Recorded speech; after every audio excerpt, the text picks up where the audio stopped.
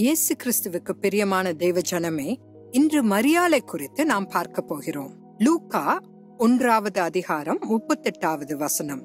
அதற்கு மரியாள், இதோ நான் ஆண்டவருக்கு அடிமை, உம்முடைய வார்த்தையின்படி எனக்கு ஆக கடவது என்றாள். அப்பொழுது தேவதூதன் அவளிடத்திலிருந்து போய்விட்டான். மேசியா தங்கள் கருவில் உருவாகுவார் என்று இஸ்ரவேலில் உள்ள பல பெண்கள் காத்திருந்தனர். ஆனால் கர்த்தரின் பார்வையும் தயவும் மரியாள் மீது விழுந்தது. ஒரு ஆண் இல்லாமல் எப்படி ஒரு குழந்தையை பெற்றெடுக்க முடியும் என்பதை நம்புவதற்கு ஆரம்பத்தில் அவளுக்கு கடினமாக இருந்த போதிலும், பரிசுத்த ஆவி உன்மேல் வரும், உன்னதமானவருடைய பலம் உன்மேல் நிழலிடும், ஆதலால் உன்னிடத்தில் பிறக்கும் பரிசுத்தம் உள்ளது, தேவனுடைய குமாரன் எனப்படும் என்று தேவதூதன் கூறியதை கேட்டு தன்னை அர்ப்பணித்தாள். இந்த செய்தி மரியாளுக்கு வந்தபோது அவளுடைய நம்பிக்கைகள் மற்றும் கனவுகள் அனைத்தும் நசுக்கப்பட்டிருக்கும். ஆனாலும் அவள் கர்த்தரின் சித்தத்திற்கு தன்னை ஒப்பு கொடுத்தாள்.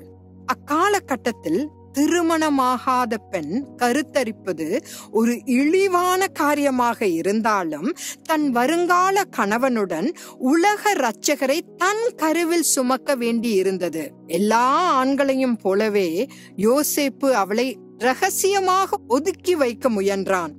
ஆனால் ஒரு தேவதூதன் தலையிட்டு அவரது வருங்கால மனைவி இன்னும் கன்னியாகவே இருப்பதை உறுதிப்படுத்தினார். கடந்த காலத்தில் வாழ்ந்த பரிசுத்தவான்கள் உட்பட நாமும் கூட நம் ஆசைகளை கர்த்தர் நிறைவேற்ற வேண்டுமென்றே வாஞ்சிக்கிறோம். ஆனால் இந்த விஷயத்தில் மரியாளும் யோசேப்பும் தங்கள் எதிர்காலத்திற்கான திட்டங்களை ஒதுக்கி கர்த்தரின் விருப்பத்திற்கு அடிபணிய வேண்டும் என்று வானத்திற்கும் பூமிக்கும் தேவனாகிய கர்த்தர் விரும்பினார். நாம் அடிக்கடி அர்ப்பணிக்கின்றேன் என்னை என்று பாடினாலும், தேவனுடைய சித்தம் நிறைவேறும்படி அவரை அனுமதிக்க நாம் அனைவரும் போராடுகிறோம் அல்லவா?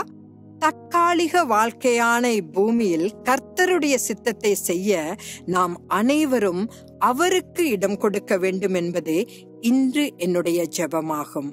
ஆமேன்.